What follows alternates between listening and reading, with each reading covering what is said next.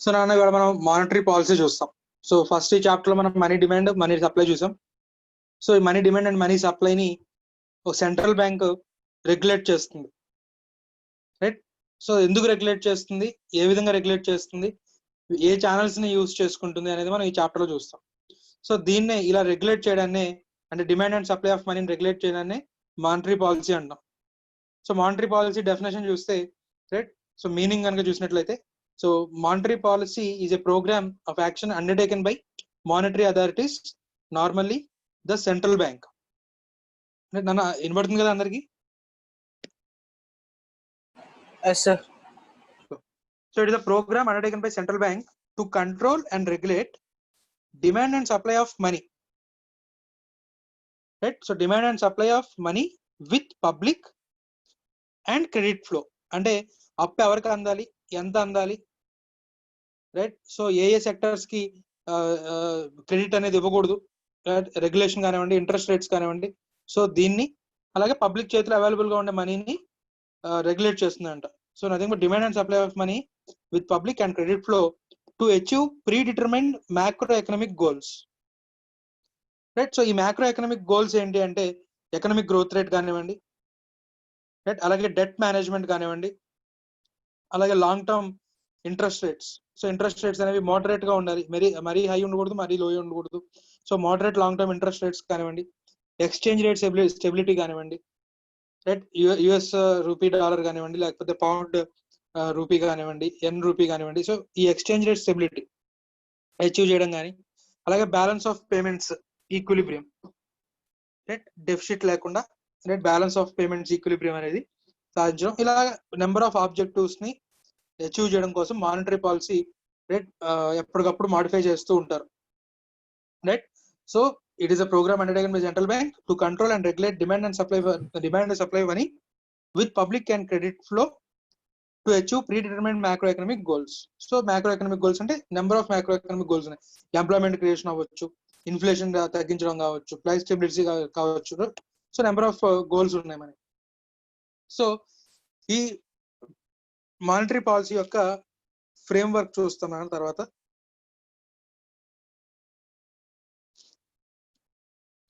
Framework of monetary policy కనుక చూసినట్లయితే,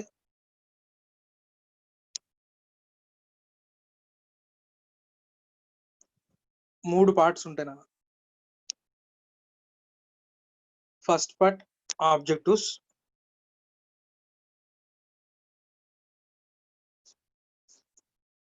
second part analytics,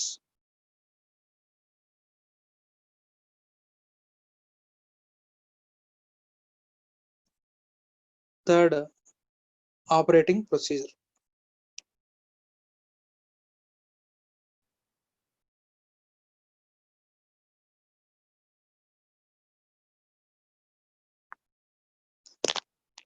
so ఒక్కొక్క టైంలో ఆబ్జెక్టివ్ ఒక్కొక్క రకంగా ఉంటుందన్న. సే ప్రెసెంట్ ఉన్న సిచ్యువేషన్ లో ఎంప్లాయ్మెంట్ జనరేషన్ అనేది, ప్రెసెంట్ ఉన్న కోవిడ్ సిచ్యువేషన్ లో చాలా మందికి ఉద్యోగాలు పోతున్నాయి, డిమాండ్ తగ్గిపోతుంది. ఎందుకంటే ప్రతి ఒక్కరి చేతిలో ఇన్కమ్ లేదు, అందరికి ఉద్యోగాలు పోయి ఇన్కమ్స్ తగ్గిపోతున్నాయి. ఇన్కమ్ ఎప్పుడైతే తగ్గిపోతుందో అగ్రిగేట్ డిమాండ్ పడిపోతుంది. అగ్రిగేట్ డిమాండ్ ఎప్పుడైతే పడిపోతుందో మళ్ళీ ఇంకొన్ని జాబ్స్ పోతాయి. So we are going towards depression and regression. So ఇలాంటి టైంలో డిమాండ్ క్రియేషన్ అనేది జరగాలి, అగ్రిగేట్ డిమాండ్ పెరగాలి, అంటే నథింగ్ బట్ ప్రజల చేతిలో డబ్బులు పెరగాలి. So present situation employment generation అంటే నథింగ్ బట్ ఫుల్ ఎంప్లాయ్మెంట్, అలాగే జీడిపి పడిపోతుంది, జీడిపిని పెంచాలి, రైట్? సో ఇవి ప్రెసెంట్ ఆబ్జెక్టివ్స్ అయి ఉండొచ్చు. కానీ కొన్ని టైమ్స్ లో ప్రజల చేతిలో డబ్బులు ఎక్కువైపోయి ఇన్ఫ్లేషన్ ఎక్కువైపోతుంది, రైట్? సో ఇన్ఫ్లేషన్ కంట్రోల్ అనేది కొన్నిసార్లు ఆబ్జెక్టివ్ అవుతుంది. సో ఆబ్జెక్టివ్ అనేది it changes from time to time, right? Business సైకిల్లో మనం ఏ స్టేజ్ లో ఉన్నాము అనే దాన్ని బట్టి మనకి ఆబ్జెక్టివ్స్ అనేవి మారిపోతాయి. సో కామన్ ఆబ్జెక్టివ్స్ ఏంటి అంటే ప్రైస్ స్టెబిలిటీ,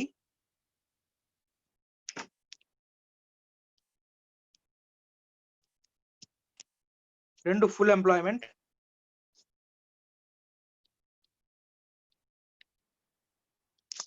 మూడు economic growth rate. Economic growth అంటే జీడిపి గ్రోత్ రేట్. సో వీటిని ఎఫెక్ట్ చేస్తూ మనకి మానిటరీ పాలసీ మెయిన్ గా ఎక్కువ ఫ్రేమ్ చేస్తారు అనేది చెప్తాడు. అయితే వీటిలో కొన్ని కాన్ఫ్లిక్ట్స్ అనేవి ఉంటాయంటున్నాను. Let's say for example inflation ని తగ్గిద్దాము, నథింగ్ మనకి ఎక్స్పాన్షనరీ అండ్ కాంట్రాక్షనరీ పాలసీస్ అని ఉంటాయి నాన్న. ఎక్స్పాన్షనరీ అంటే ప్రజల చేతిలో డబ్బులు పెంచడం, కాంట్రాక్షనరీ అంటే ప్రజల చేతిలో డబ్బులు తగ్గించడం. Nothing but injecting liquidity and absorbing liquidity. Injecting liquidity అంటే ఎక్స్పాన్షనరీ పాలసీ, అబ్జార్బింగ్ లిక్విడిటీ అంటే కనుక కాంట్రాక్షనరీ పాలసీ. సో ఇన్ఫ్లేషన్ ఎక్కువగా ఉంది, రైట్? సో దట్టు మనకి డిమాండ్ పుల్ ఇన్ఫ్లేషన్ ఉంది. డిమాండ్ పుల్ ఇన్ఫ్లేషన్ అంటే నథింగ్ బట్ ప్రజల చేతిలో ఇన్కమ్స్ పెరగడం వల్ల ఆ పెరిగిన ఇన్కమ్స్ తగ్గట్టుగా డిమాండ్ పెరిగింది, రైట్? కానీ సప్లై పెరగకపోవడం వల్ల ప్రైసెస్ పెరిగాయి, రైట్? సో దీని అంతటికి కారణం ఏంటి? ప్రజల చేతిలో డబ్బులు ఎక్కువ ఉండడం. సో ఆ డబ్బులు కనుక అబ్జార్బ్ చేసుకున్నాం అనుకోండి, డిమాండ్ పుల్ ఇన్ఫ్లేషన్ కంట్రోల్ చేయొచ్చు. కానీ ఇన్ఫ్లేషన్ ని కంట్రోల్ చేద్దాం కదా అని చెప్పి నువ్వు ఎప్పుడైతే ఇంట్రెస్ట్ రేట్లు, రెపో రేట్లు ఇవన్నీ పెంచావో, రైట్, కొత్తగా ఎవరైతే బిజినెస్ లో ఎక్స్పాండ్ చేద్దాం అనుకుంటున్నా, లేకపోతే కొత్తగా ఎవరైనా ఎంటర్ప్రెన్యూర్స్ వద్దాం అనుకుంటున్నా, ఈ హై ఇంట్రెస్ట్ రేట్లు చూసి రైట్ వాళ్ళ ఎక్స్పాన్షన్ ఆపేసుకుంటారు లేదా ప్రొడక్షన్ తగ్గించేసుకుంటారు. సో అంటే ఏమైపోతుంది? ఎంప్లాయ్మెంట్ ఆపర్చునిటీస్ తగ్గిపోతున్నాయి, అంటే అన్ఎంప్లాయ్మెంట్ అనేది పెరుగుతుంది. అంటే నువ్వు ఇన్ఫ్లేషన్ కంట్రోల్ చేద్దాం కదా అని చెప్పి తీసుకున్న పాలసీ ఏం జరిగింది? ఫుల్ ఎంప్లాయ్మెంట్ క్రియేషన్ ని అడ్డుకుంది, రైట్? సో ఈ విధంగా ఒక ఆబ్జెక్టివ్ ని కంట్రోల్ చేద్దాం అని చెప్పి నువ్వు ఏదో చేయబోతుంటే నీ ఇంకొక ఆబ్జెక్టివ్ కి కాన్ఫ్లిక్ట్ అవుతూ ఉంది, రైట్? సో పరిస్థితిని బట్టి, రైట్, సరే ఒక చోట నష్టపోయినా ఓవరాల్ గా మంచి జరుగుతుంది అంటే కనుక దాని ప్రకారంగా రైట్ పాలసీ డిజైన్ చేస్తారు. సో ఏ స్విచ్ చేస్తే ఏ బల్బ్ వేస్తుందో కరెక్ట్ గా తెలుసుకోవాలి. కాబట్టి రెండో పార్ట్ అనలిటిక్స్. అంటే నువ్వు దేన్ని మాడిఫై చేస్తే ఏది ఎఫెక్ట్ అవుతుంది, ఏమేమి ఎఫెక్ట్ అవుతుంది అనేది తెలియాలి. సో ఆ తెలియడం కోసం second stage analytics. So objective ఉంటే సరిపోదు, రైట్? సో మనం ఏ పాలసీ రేట్ ని పట్టుకుంటే రైట్ ఏమేం జరుగుతుంది అనేది కంప్లీట్ ఇన్ఫర్మేషన్ కావాలి, రైట్? కాబట్టి second stage analytics. So analytics లో మనకి డిఫరెంట్ ఛానల్స్ ఉన్నాయి. అంటే మానిటరీ పాలసీని ఎఫెక్ట్ చేయడానికి there are different channels.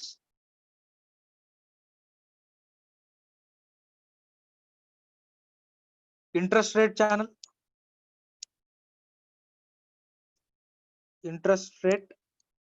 channel, exchange rate channel,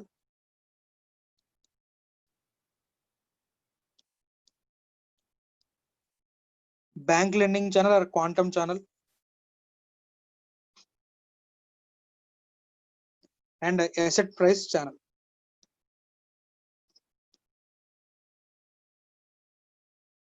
ఇక్కడ నేను ప్రెసెంట్ ఇప్పుడు ప్రతి సైడ్ హెడ్డింగ్ లో నేను ఏవైతే కొన్ని రిలేషన్షిప్స్ చెప్తున్నానో ఆ రిలేషన్షిప్స్ జాగ్రత్తగా గుర్తుపెట్టుకోండి. అర్థం కాకపోతే మళ్ళీ ఇది యూట్యూబ్ లో వినండి, రైట్? ఎందుకంటే మనకి దీని మీద ప్రాక్టికల్ క్వశ్చన్స్ ఇస్తున్నాడు, రైట్? ఇంట్రెస్ట్ రేట్ ఛానల్ ద్వారా మానిటరీ సప్లైని, అంటే అల్టిమేట్ గా లిక్విడిటీ నాన్న. లిక్విడిటీ అంటే నేను చెప్తున్నాను ప్రజల చేతిలో డబ్బులు. ప్రజల చేతిలో ఎక్కువ డబ్బులు ఉంచాలి అంటే కనుక ఇంజెక్టింగ్ ద లిక్విడిటీ, తగ్గించాలి అంటే కనుక అబ్జార్బింగ్ ద లిక్విడిటీ. దీన్ని ఇంకా క్లియర్ గా చెప్పాలంటే expansionary monetary policy, contractionary monetary policy, right అనేది చెప్తున్నాం.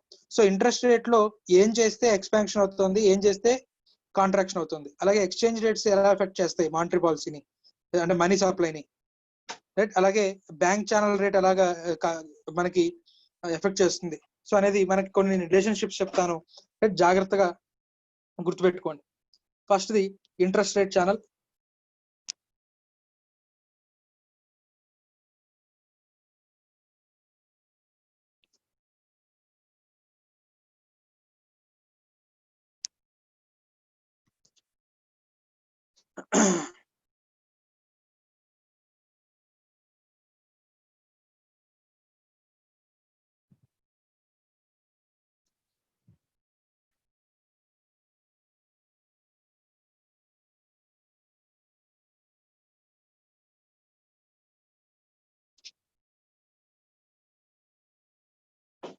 ఇంట్రెస్ట్ రేట్స్ ని పెంచారు అనుకుందాం. ప్రెసెంట్ మార్కెట్ లో ఉన్న ఇంట్రెస్ట్ రేట్స్ అంటే బారోయింగ్, నువ్వు వెళ్ళి అప్పు తీసుకోవాలి అనుకుంటే కనుక రైట్, బ్యాంక్ లెండింగ్ రేట్స్ పెరిగాయి అనుకుందాం, ఇంట్రెస్ట్ రేట్స్ పెరిగాయి, బారోయింగ్ రేట్స్ పెరిగాయి. బారోయింగ్ రేట్స్ పెరిగినప్పుడు లోన్ తీసుకునే వాళ్ళు ఏమవుతారు నాన్న?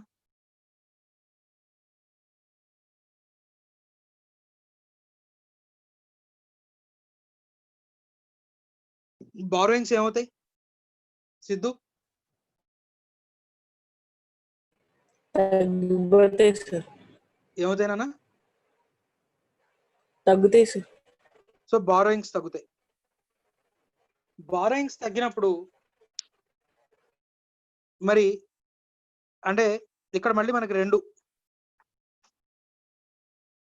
Commercial interest rates, house hold interest rates. So commercial కి బారోయింగ్స్ పెరిగితే కాస్ట్ ఆఫ్ క్యాపిటల్ పెరుగుతుంది.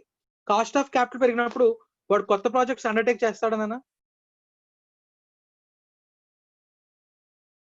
సిద్ధు?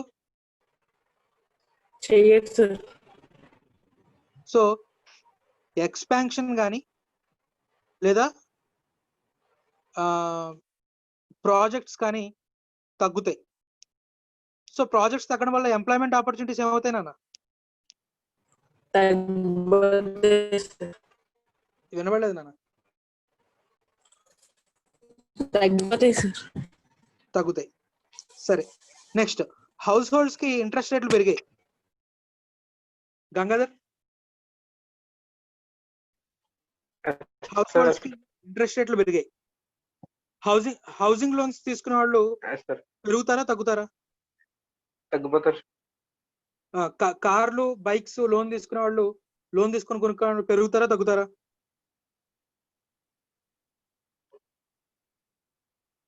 ఇంట్రెస్ట్ రేట్ ఎక్కువ ఉంది, కార్ లోన్లు బైక్ లోన్స్ తీసుకునే వాళ్ళు పెరుగుతారా తగ్గుతారా నాన్న? తగ్గుతారు సార్. సో అంటే ఓవరాల్ గా మార్కెట్ లో aggregate demand, so nothing but demand for housing, మొత్తం ఇండియా వైడ్ గా demand for cars, demand for steel, ఇలా ఇవన్నీ చెప్తే దీన్ని అగ్రిగేట్ డిమాండ్ అంటాం. సో అగ్రిగేట్ డిమాండ్ ఏమవుతుంది హై ఇంట్రెస్ట్ రేట్ల వల్ల? తగ్గుతుంది. తగ్గుతుంది. అగ్రిగేట్ డిమాండ్ తగ్గితే ప్రొడ్యూసర్స్ ప్రొడక్షన్ పెంచుతారా తగ్గిస్తారా? తగ్గిస్తారు సార్. ప్రొడక్షన్ తగ్గించడం అంటే ఎంప్లాయ్మెంట్ ఏమవుతుంది? తగ్గుతుంది సార్. తగ్గుతుంది.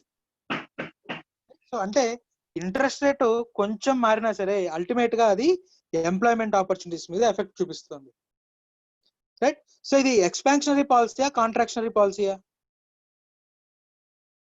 Anusha? Contractionary policy sir. Contractionary policy అంటే ప్రజల చేతిలో డబ్బులు తగ్గించడం ద్వారా అగ్రిగేట్ డిమాండ్ కంట్రోల్ చేస్తాం, కాంట్రాక్షనరీ పాలసీ. దీని వైజ్ వర్సా ఇంట్రెస్ట్ రేట్లు తగ్గిస్తే ఆటోమేటిక్ గా దీని వైజ్ వర్సా జరుగుతుంది, రైట్? దాన్ని ఎక్స్పాన్షనరీ పాలసీ అంటాం. సో అంటే ఇంట్రెస్ట్ రేట్ ఛానల్ ద్వారా అగ్రిగేట్ డిమాండ్ ని ఎఫెక్ట్ చేయొచ్చు, రైట్? న్యూ ఎంప్లాయ్మెంట్ ఆపర్చునిటీస్ ని ఎఫెక్ట్ చేయొచ్చు, రైట్? మార్కెట్ లో బారోయింగ్స్ ని ఎఫెక్ట్ చేయొచ్చు. సో అంటే ఇంట్రెస్ట్ రేట్స్ ద్వారా ఎన్నిటిని ఎఫెక్ట్ చేయొచ్చో, ఇంట్రెస్ట్ రేట్ అనే ఒక్క దాన్ని పట్టుకొని మనం ఎన్నిటిని కంట్రోల్ చేయొచ్చో మనం అనలిటిక్స్ లో తెలుసుకుంటున్నాం. So that say for example market లో డిమాండ్ పుల్ ఇన్ఫ్లేషన్ ఉందనుకోండి, రైట్? డిమాండ్ పుల్ ఇన్ఫ్లేషన్ ఉంటే ప్రజల చేతిలో డబ్బులు తగ్గిస్తే చాలు, రైట్? లేదా అగ్రిగేట్ డిమాండ్ తగ్గిస్తే చాలు. అగ్రిగేట్ డిమాండ్ తగ్గించాలంటే ఇంట్రెస్ట్ రేట్ ని మనం పెంచవచ్చు అనేది తెలుస్తుంది, రైట్? సో ఈ అనలిటిక్స్ ద్వారా మనం డిఫరెంట్ ఛానల్స్ ద్వారా మనం వెయిట్ ని ఎఫెక్ట్ చేయొచ్చు అని తెలుసుకుంటున్నాం. So first interest rate channel అయిపోయింది. నేను ఒక పార్ట్ చెప్పాను, సెకండ్ పార్ట్ అంటే నథింగ్ బట్ ఎక్స్పాన్షనరీ పాలసీ అనేది దీని వైజ్ వర్సా అన్న, right? Next second channel exchange rate channel.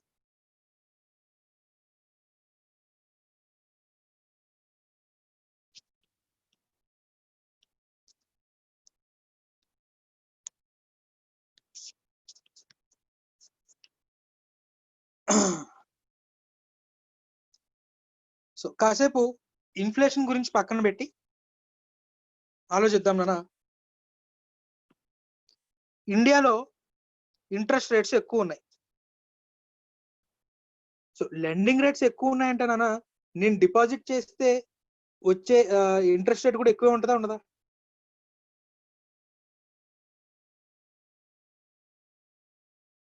Banks ఎక్కువ వడ్డీకి లోన్లు ఇస్తున్నాయి. ఎక్కువ వడ్డీకి లోన్స్ ఇస్తున్నాయంటే అవి యాక్సెప్ట్ చేసే డిపాజిట్స్ మీద కూడా ఇంట్రెస్ట్ రేట్ ఎలా ఉంటుంది నాన్న? హైగా ఉంటుంది సార్. ఆటోమేటిక్ గా అంటే లెండింగ్ రేట్ కనుక ఎక్కువ ఉన్నట్లయితే డిపాజిట్ ఇంట్రెస్ట్ రేట్ కూడా ఎలా ఉంటుంది నాన్న? ఎక్కువగానే ఉంటుంది.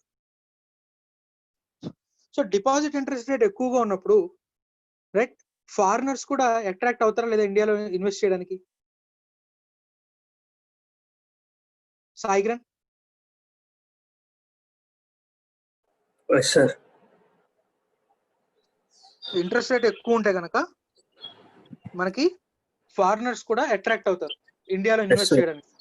ఇండియాలో వచ్చి ఫిక్స్డ్ డిపాజిట్ ఇవ్వడము లేదా ఇండియన్ కంపెనీస్ కి డిబెంచర్స్ ఇండియన్ కంపెనీస్ సంబంధించిన డిబెంచర్స్ లో ఇన్వెస్ట్ చేయడం రైట్ ఏదో ఒకటి జరుగుతుంది రైట్. అంటే ఫారిన్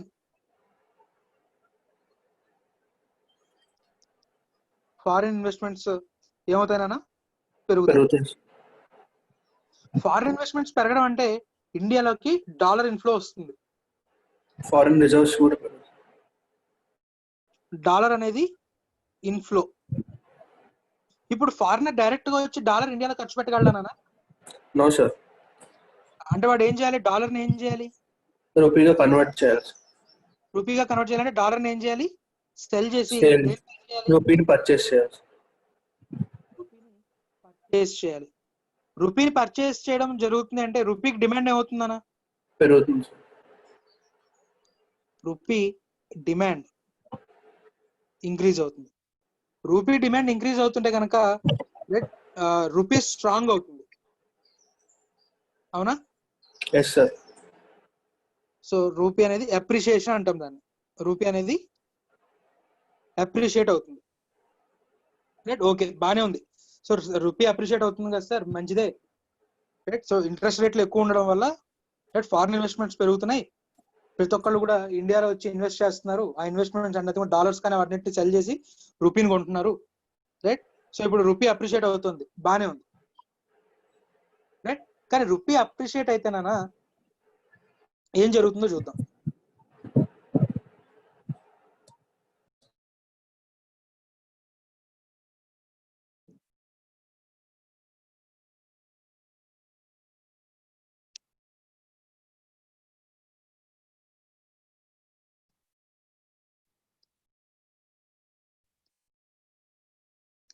రూపీ అప్రిషియేట్ అయితే ఎక్స్పోర్ట్స్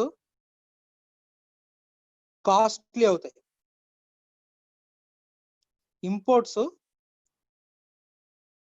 చీప్ అవుతాయి.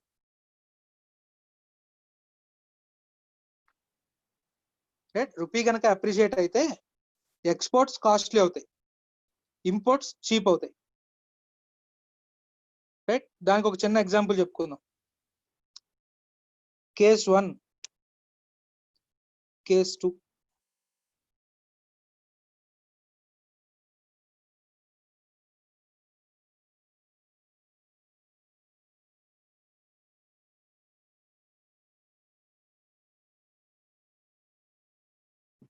కేసు 1 తో పోల్చుకుంటే కేసు 2 రూపీ అప్రిషియేట్ అయిందా డిప్రిషియేట్ అయిందా? డిప్రిషియేట్. ఏమైంది నాన్న? డిప్రిషియేట్. డిప్రిషియేట్ అయినా అప్రిషియేట్ కదా? ఇంతకుముందు 60 ఇప్పుడు 70 కదా? నో సార్, అంటే $1 వాల్యూ తగ్గింది. ఇప్పుడు $1 ని కొట్టడానికి 60 మంది కావాలి, ఇప్పుడు $1 ని కొట్టడానికి 70 మంది కావాలి. అంటే రూపీ వీక్ అయినా అయి ఉండాలి లేదా డాలర్ స్ట్రాంగ్ అయినా అయి ఉండాలి. నథింగ్ బట్ ఇక్కడ మనం ఈ కేసుకి వస్తుంది మనం రూపీ డిప్రిషియేట్ అయింది. So for example I'm an exporter. నా ఎక్స్పోర్ట్ వాల్యూ నానా అంటే నేను తయారు చేసి యుఎస్ కి పంపిస్తున్నాను గూడ్స్. నేను ఎక్స్పోర్ట్ చేస్తున్న గూడ్స్ వాల్యూ ఒక 10 lakh రూపీస్. మొత్తం నా ప్రాఫిట్ అన్ని కలుపుకొని 10 lakhs రూపీస్. ఇప్పుడు నేను ఫారినర్ కి ఇన్వాయిస్ 10 lakhs రూపీస్ అని పంపిస్తానా? ఎలా పంపించాలి నాన్న? డాలర్స్ లో పంపించాలా రూపీస్ లో పంపించాలా? Invoice dollars. డాలర్స్ లో పంపించాలి. సో డాలర్స్ లో పంపించాలంటే $1 60. సో నాకు 10 lakhs రూపీస్ కావాలంటే ఎన్ని డాలర్స్ కావాలి?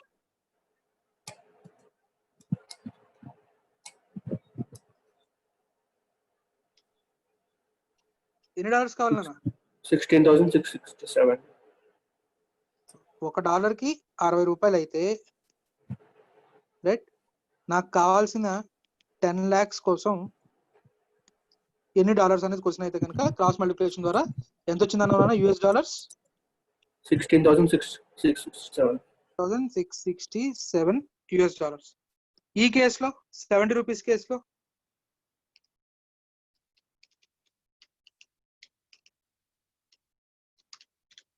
14,286. $14,286. సో ఇక్కడ రూపీ ఏమైపోయిందని చెప్పాం, కేసు 1 టు కేసు 2 రూపీ ఏమైంది? డిప్రిషియేట్ అయింది. సో రూపీ డిప్రిషియేట్ అయితే ఎక్స్పోర్ట్స్ ఏమయ్యాయినా?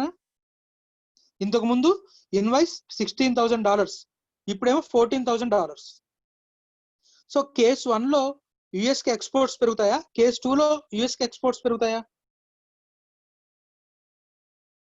Case 1, sir. ఎక్స్పోర్ట్స్ అంటే ఇప్పుడు యుఎస్ సిటిజన్ చాలా హ్యాపీగా $16,000 కి ఎగబడి కొంటాడు, అంతేనా నువ్వు చెప్తోంది? No, sir. 14,000. 14,000 అంటే రూపీ డిప్రిషియేట్ అయితే కనుక ఎక్స్పోర్ట్స్ ఏమవుతున్నాయి? చీప్ అవుతున్నాయి. ఎప్పుడైతే ఎక్స్పోర్ట్స్ చీప్, ఫారిన్ డిమాండ్ పెరుగుతుంది. మనకి ఫారిన్ డిమాండ్ పెరిగినప్పుడు ఎక్స్పోర్ట్స్ అనేవి పెరుగుతాయి. రైట్, క్లియర్ అనా అక్ష? Yes, sir. సో అంటే రూపీ డిప్రిషియేట్ అయితే ఎక్స్పోర్ట్స్ చీప్ అవుతున్నాయి, Keep out there. ఇంపోర్ట్స్ ఏమవుతాయి? Imports costly out there, sir. Costly అవుతాయి. సో రూపీ ఒకప్పుడు 60 రూపీస్ నుంచి చాలా స్పీడ్ గా 73 రూపీస్ గా డిప్రిషియేట్ అయిపోయింది. అప్పుడు మనకి ఈ క్రూడ్ ఆయిల్ ఇంపోర్ట్స్ చాలా కాస్ట్లీ అయిపోయాయి. రైట్, సో రూపీ డిప్రిషియేట్ అవడం వల్ల ఎక్స్పోర్ట్ డిమాండ్ పెరుగుతుంది, కానీ అట్ ది సేమ్ టైం మనం ఏవైతే ఇంపోర్ట్స్ చేసుకుంటున్నామో అవి కాస్ట్లీ అవుతాయి, and vice versa. Right, so ఇక్కడ మనకి ఇంట్రెస్ట్ రేట్ ఎక్కువ ఉండడం వల్ల ఫారిన్ ఇన్వెస్ట్మెంట్స్ పెరుగుతున్నాయి. ఫారిన్ ఇన్వెస్ట్మెంట్స్ పెరగడం వల్ల రూపీ అనేది అప్రిషియేట్ అవుతుంది. రూపీ ఇప్పుడు మనం ఎగ్జాంపుల్ చెప్పుకుందానికి వైస్ వర్సా అన్న, ఎక్స్పోర్ట్స్ ఏమో కాస్ట్లీ అవుతున్నాయి. అంటే ఎక్స్పోర్ట్స్ కాస్ట్లీ అవడం వల్ల ఎక్స్పోర్ట్స్ ఏమైపోతాయి నాన్న అక్ష? తగ్గిపోతాయి సార్. ఎక్స్పోర్ట్స్ తగ్గుతాయి. ఎక్స్పోర్ట్స్ తగ్గడం వల్ల అగ్రిగేట్ డిమాండ్ ఏమవుతుంది? తగ్గిపోతుంది సార్. తగ్గిపోతుంది. సరే, ఇంపోర్ట్స్ చీప్ అయ్యాయి. ఇంపోర్ట్స్ చీప్ అవడం వల్ల ఇండియన్ అంటే డొమెస్టిక్ డిమాండ్, అంటే డొమెస్టిక్ ప్రొడక్ట్స్ కి డిమాండ్ పెరుగుతుందా? డొమెస్టిక్ ప్రొడక్ట్స్ కి డిమాండ్ తగ్గుతుందా? పెరుగుతుంది సార్ ఇంపోర్ట్స్ చీప్ అవడం వల్ల. ఇంపోర్ట్స్ చీప్ అవడం వల్ల అంటే ఇండియాలో తయారైన టీవీ 10,000, ఇంపోర్ట్ చేసుకున్న టీవీ 8,000. ఇప్పుడు నేను ఏదుకుంటాను?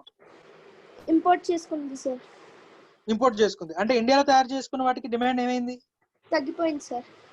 నేను ఇక్కడ అగ్రిగేట్ డిమాండ్ అని చెప్తుంది, డొమెస్టిక్ అంటే ఇండియాలో తయారైన వాటి గురించి డిమాండ్ గురించి మాట్లాడుతున్నాను నేను. డొమెస్టిక్ డిమాండ్ తగ్గిపోతుంది సార్. సో డొమెస్టిక్ డిమాండ్ ఏమవుతుందన్నా? తగ్గిపోతుంది సార్. సో ఇంపోర్ట్స్ ఏమవుతాయి? Imports cheap. ఇంపోర్ట్స్ చీప్ కాబట్టి ఇంపోర్ట్స్ ఏమవుతాయి? ఇంక్రీజ్ అవుతాయి. ఇంక్రీజ్ అవుతాయి సార్. కానీ అగ్రిగేట్ డిమాండ్ ఏమవుతుంది? తగ్గిపోతుంది సార్. అగ్రిగేట్ డిమాండ్ తగ్గుతుంది. సో అల్టిమేట్ గా ఎంప్లాయ్మెంట్ మీద ఎఫెక్ట్ తగ్గిపోతుంది సార్. డొమెస్టిక్ ఎంప్లాయ్మెంట్ తగ్గుతుంది. ఎక్కడో చైనాలోనే ఎక్కడో ఎంప్లాయ్మెంట్ పెరుగుతుంది, కానీ ఇండియాలో డొమెస్టిక్ ఎంప్లాయ్మెంట్ ఆపర్చునిటీస్ ఏమవుతాయి? తగ్గిపోతాయి. రైట్, సో అల్టిమేట్ గా ఎంప్లాయ్మెంట్ ఆపర్చునిటీస్ తగ్గిపోతాయి. సో అంటే హై ఇంట్రెస్ట్ రేట్స్ వల్ల డొమెస్టిక్ ఎంప్లాయ్మెంట్ తగ్గుతుంది, ఇంకా వేరే కంట్రీలో ఎక్కడ ఎంప్లాయ్మెంట్ అనేది పెరుగుతుంది. రైట్, సో దాని ఎఫెక్ట్ మల్టిపుల్ ఎఫెక్ట్స్ మీద పడుతుంది. ఇన్వెస్ట్మెంట్ పెరుగుతున్నాయి అంటే ఫారిన్ రిజర్వ్స్ పెరుగుతున్నాయి, well and good. Right, so demand మనకి రూపీ అప్రిషియేట్ అవుతుంది. రూపీ అప్రిషియేట్ అవడం వల్ల ఎక్స్పోర్ట్స్ కాస్ట్లీ అయ్యాయి. దానివల్ల మన ఇండియన్ డొమెస్టిక్ గూడ్స్ కి డిమాండ్ తగ్గింది. అలాగే ఇంపోర్ట్స్ చీప్ అయిపోయాయి. అలాగే అందువల్ల మన ఇండియన్ గూడ్స్ కి డిమాండ్ తగ్గింది. అల్టిమేట్ గా ఎంప్లాయ్మెంట్ ఆపర్చునిటీస్ తగ్గాయి.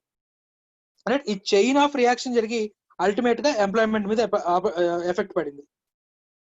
అండ్ వైస్ వర్సా, ఇంట్రెస్ట్ రేట్లు తక్కువ ఉంటే రైట్, మళ్ళీ దాని వైస్ వర్సా, దాని అనాలిసిస్ మీరు చేయండి.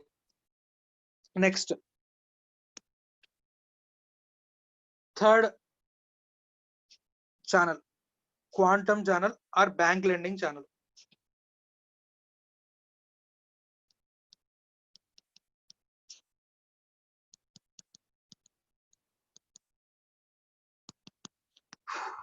బ్యాంక్ లెండింగ్ ఛానల్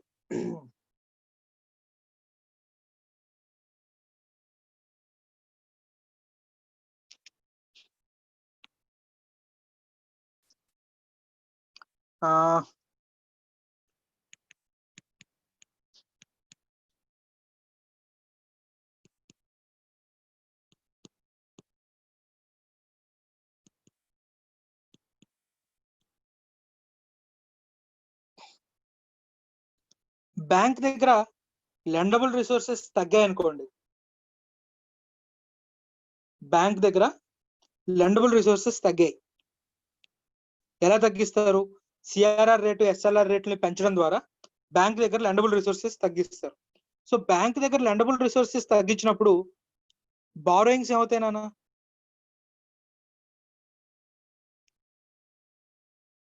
బారోయింగ్స్ కూడా తగ్గుతాయి. సో అవైలబిలిటీ ఆఫ్ క్యాష్ అంటే availability of cash in circulation కూడా తగ్గుతుంది. సో అల్టిమేట్ గా అగ్రిగేట్ డిమాండ్ కూడా తగ్గుతుంది. రైట్. సో ఇది quantum channel and vice versa. Bank దగ్గర లెండబుల్ రిసోర్సెస్ పెరిగితే బారోయింగ్స్ పెరుగుతాయి, సర్క్యులేషన్ పెరుగుతుంది, అగ్రిగేట్ డిమాండ్ పెరుగుతుంది. సో దీంట్లో పెద్దగా అనాలిసిస్ చేయడానికి కన్ఫ్యూజ్ అయ్యే ఛాన్స్ తక్కువ కాబట్టి నేను దాన్ని తక్కువ ఎక్స్ప్లెయిన్ చేశాను. Next fourth asset price channel.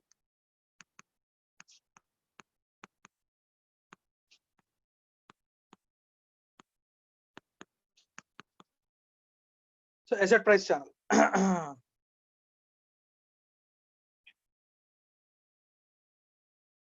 ఇది మళ్ళీ మీరు కొంచెం జాగ్రత్తగా చూడండి అన్న. ఇది కూడా కొంచెం దీంట్లో కొంచెం అనాలిసిస్ ఎక్కువ ఉన్నటువంటి పార్ట్ ఇది.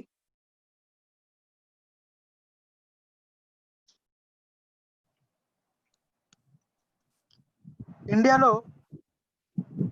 ఇంట్రెస్ట్ రేట్లు ఎక్కువ ఉన్నాయి అనుకుందాం కాసేపు. ఇండియాలో ఇంట్రెస్ట్ రేట్లు ఎక్కువ ఉన్నాయి. ఇంట్రెస్ట్ రేట్స్ ఎక్కువ ఉన్నప్పుడు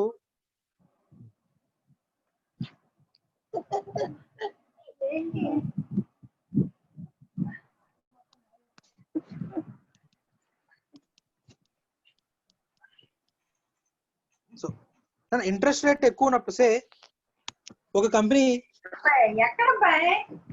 మ్యూట్ చేయనా యశ్వంత్. సో ఇంట్రెస్ట్ రేట్ ఎక్కువ ఉంది మార్కెట్ లో, నువ్వు ఈక్విటీలో ఇన్వెస్ట్ చేయడానికి ఎక్కువ ఇంట్రెస్ట్ చూపిస్తావా, డెట్ లో ఇన్వెస్ట్ చేయడానికి ఇంట్రెస్ట్ ఎక్కువ చూపిస్తావా? Gangadhar.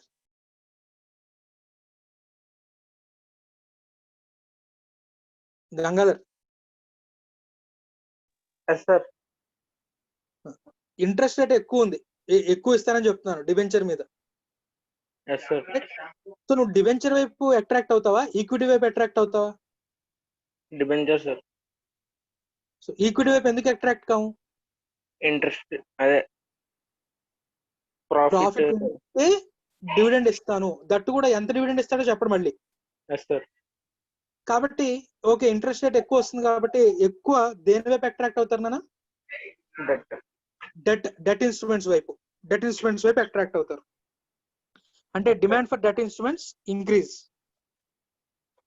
So demand for debt instruments increase అయింది కాబట్టి ఈక్విటీకి డిమాండ్ ఏమవుతుందా? తగ్గుతుంది. అంటే షేర్ ప్రైసెస్ ఏమవుతాయి?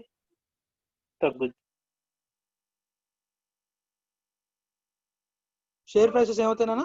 తగ్గుతాయి. రైట్. సో ఎప్పుడైతే షేర్ ప్రైసెస్ తగ్గిందో అంటే అసెట్ ప్రైస్ తగ్గిందో, సే ఫర్ ఎగ్జాంపుల్ ఒక కంపెనీలో ప్రమోటర్ కి 66% ఈక్విటీ వాడిదేనా? రైట్. సో ఈక్విటీలో కొంత పార్ట్ ని ఎఫ్పిఓ ద్వారా సేల్ చేసి ఆ వచ్చిన డబ్బులతో కొత్త బిజినెస్ ఏదైనా పెడదాం అనుకుంటున్నాడు.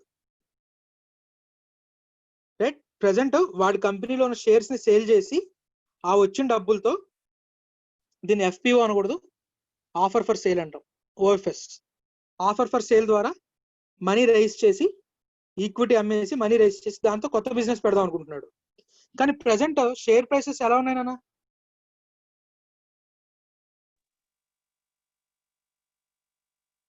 తక్కువ ఉన్నాయి సార్. షేర్ ప్రైసెస్ తక్కువ ఉంటే నేను ఎగబడి వెళ్ళి షేర్స్ అమ్ముకుంటానా, లేదా షేర్స్ అమ్మడం మానేస్తానా? మానేస్తారు. ఎప్పటి వరకు మానేస్తాను? ప్రైస్ ఇంక్రీజ్ అయ్యేది. షేర్ ప్రైసెస్ పెరిగేంత వరకు కూడా నేను మార్కెట్ లో నా షేర్స్ ని ఆఫర్ చేయను. అంటే consumption of equity reduces, offer for sales తగ్గుతాయి. సో ఆఫర్ ఫర్ సేల్స్ తగ్గాయి అనుకోండి, నథింగ్ బట్ కొత్తగా ఏదైనా బిజినెస్ పెడదాం అనుకున్న వాడి ప్లాన్స్ అన్ని కూడా కొన్నాళ్ళు ఏం చేస్తాడు, పోస్ట్ పోన్ చేస్తాడు. సో దానివల్ల ఎంప్లాయ్మెంట్ ఆపర్చునిటీస్ ఏమవుతాయి, మళ్ళీ తగ్గుతాయి. రైట్. సో ఇది అసెట్ ప్రైస్ ఛానల్. ఓకేనా? Yes sir. రైట్. ఇవి మనకి different channels. Right. Interest rate ని మారిస్తే ఏమేమి ఎఫెక్ట్ అవుతున్నాయి, అలాగే ఎక్స్చేంజ్ రేట్ ఛానల్ ద్వారా ఏమేమి ఎఫెక్ట్ అవుతున్నాయి, quantum and bank lending channel ద్వారా ఏం ఎఫెక్ట్ అవుతున్నాయి, అల్టిమేట్ గా అసెట్ ప్రైసెస్ అనేవి కూడా మళ్ళీ ఇంట్రెస్ట్ రేట్ల మీద ఆధారపడి ఉన్నాయి. ఇంట్రెస్ట్ రేట్స్ మీద ఆధారపడి ఉన్నాయి. సో దాని ద్వారా ఎంప్లాయ్మెంట్ ఆపర్చునిటీస్ ఇవి ఎలా ఎఫెక్ట్ అవుతున్నాయి అనేది రైట్ చెప్తున్నాడు. ఒకసారి మీరు మెటీరియల్ లో మళ్ళీ దీన్ని జాగ్రత్తగా చదవండి. దీని మీద ప్రాక్టికల్ క్వశ్చన్స్ చాలా సార్లు అడుగుతున్నారు. రైట్. సో ఈ ఛానల్ వేటి ద్వారా ఏమేమి ఎఫెక్ట్ అవుతుంది అనేది రైట్ చాలా క్లియర్ గా చదవండి. అర్థం కాకపోతే మళ్ళీ వీడియో చూడండి. రైట్. డౌట్స్ ఏమైనా ఉన్నాయా?